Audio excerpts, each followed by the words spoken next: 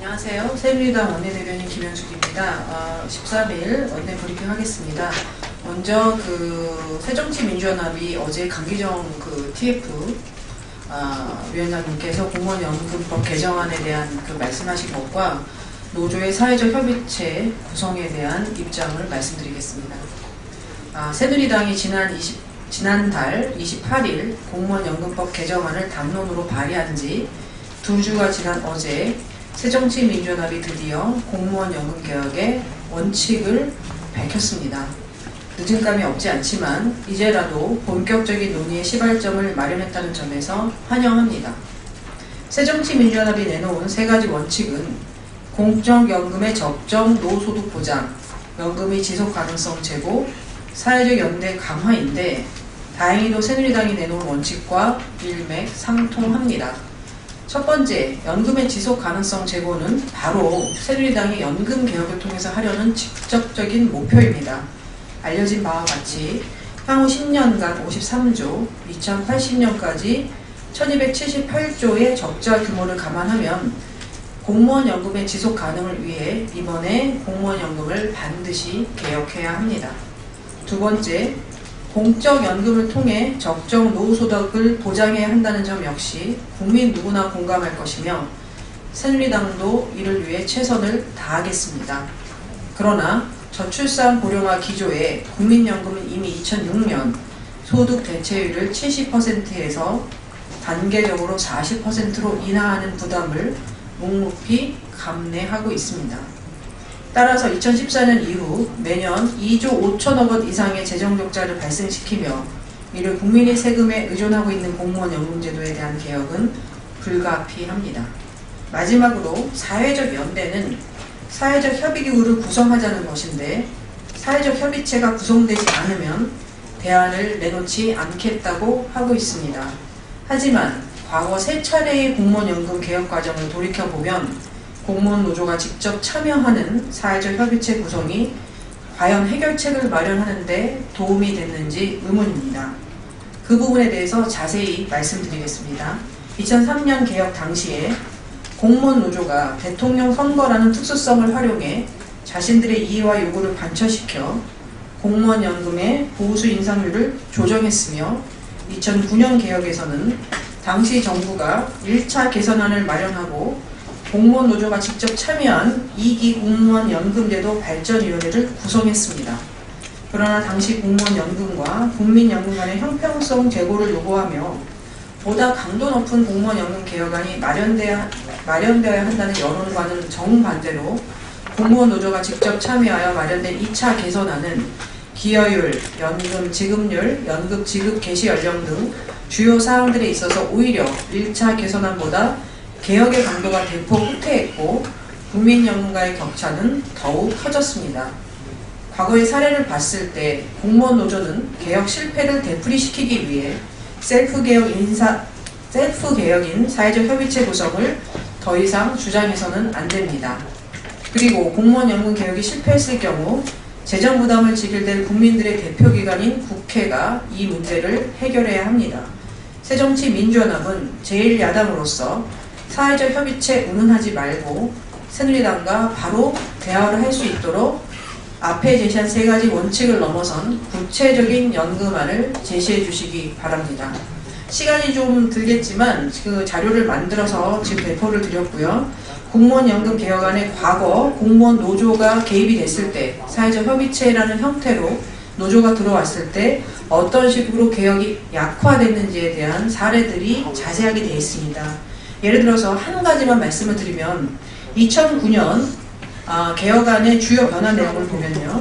1차 안에서 기여율과 부담률에서 6.5에서 8.5%까지 인상하는 것이 노조가 들어오면서 6에서 7%로 단계적으로 인상하는 것으로 약화되었고 연금 지급률도 1.7%, 1.25%로 나누는 부분이 1.9% 현행 굉장히 높은 수준으로 유지되는 것으로 크게 약화됐고요.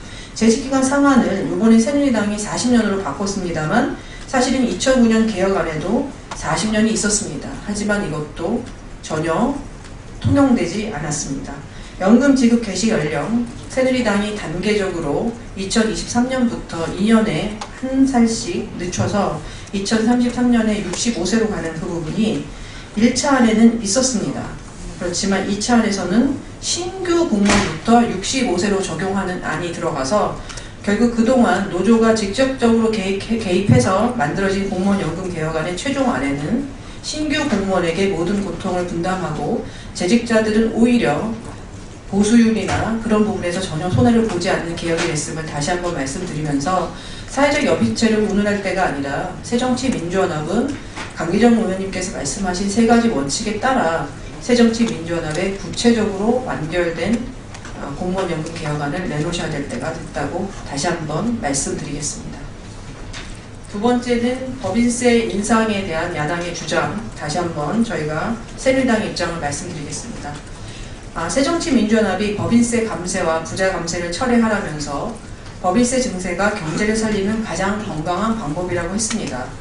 그러나 분명히 말씀드리지만 법인세 감세, 부자 감세는 있지도 않았으며 법인세 인상은 오히려 경기 회복세를 위축시키는 지름길이 될 수 있습니다.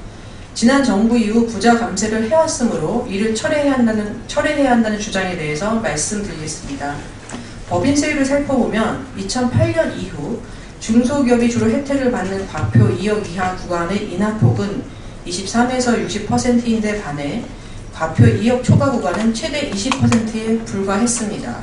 더구나 현 정부에 들어서는 대기업에 대해 최저한세율을 추가 인상하고 비과세 감면을 축소하여 증세 효과가 훨씬 더 커졌습니다.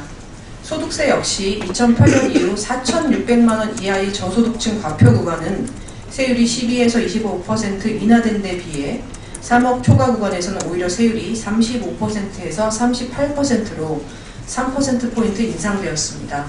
지금도 소득 현재 상위 1%가 전체 소득의 11.6%를 차지한 반면 세액의 45.6%를 부담하고 있습니다. 세계적으로 보면 주요 선진국들도 일제히 기업 살리기에 매진하고 있습니다. 미국의 오바마 행정부는 법인세 감면을 통해 제조업 부흥을 유도하고 있고 일본도 아베노믹스로 파격적인 엔화 약세를 유도해 수출 드라이브를 걸고 있습니다. 이 밖에도 2000년 이후 대부분의 국가에서 기업의 경쟁력 제고를 위해 감세 기조를 형성하고 있습니다. 지금은 경제 활성화가 우선입니다. 전 세계가 어려운 경제 상황에 기업 살리기에 매진하고 있는데 우리만 기업이 신나게 뛰지 못하게 한다면 우리 경제 역시 더욱 뒤처질 수밖에 없습니다. 먹고 사는 문제 해결에 새정치민주연합의 초당적인 협조를 다시 한번 부탁드립니다. 새누리당의 3대 경제혁신 개혁 법안의 당론 발의에 대해서 말씀드리겠습니다. 새누리당은 오늘 공무원 연금 개혁과 함께 박근혜 정부의 대표적인 3대 경제혁신 개혁 정책인 국민 행복과 일자리 창출, 국가 경쟁력 강화를 위한 규제 개혁에 관한 특별 법안, 공기업 개혁 법률 일부 개정안을 제출합니다.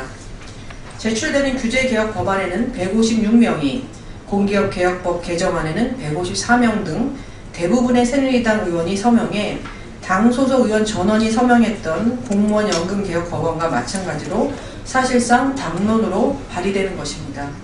국민 행복과 일자리 창출, 국가 경쟁력 강화를 위한 규제 개혁에 관한 특별 법안은 규제 비용 총량제, 규제 개선 청구제, 일몰제 및 네거티브 시스템 강화, 규제의 폐지, 완화, 적용 유예 탄력 적용 등을 골자로 하고 있습니다. 해당 내용은 행정부뿐 아니라 국회 등의 헌법기관, 지자체 등에도 적용되어 국민 전체 생활에 영향을 미칠 수 있는 모든 기관의 실효성을 확보할 예정입니다. 또한 공기업 개혁 일부 개정 법률안은 자본장식 상태에 빠진 공공기관의 퇴출 관련 규정을 도입하고 부실한 자회사의 과감한 정리를 통해 부채를 감추도록 하는 내용을 담았습니다.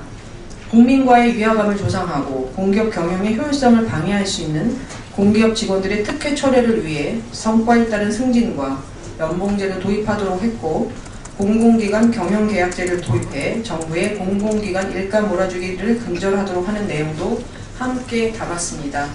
경제가 매우 어렵습니다. 새누리당은 3대 개혁이 차질 없이 추진되어 우리 경제 고통의 책임을 정부와 공기업이 분담할 수 있도록 연내 처리를 목표로 최선을 다할 생각입니다. 국가와 국민을 위한 개혁에 새정치민주연합의 국회 차원의 초당적인 협력을 기대합니다. 감사합니다.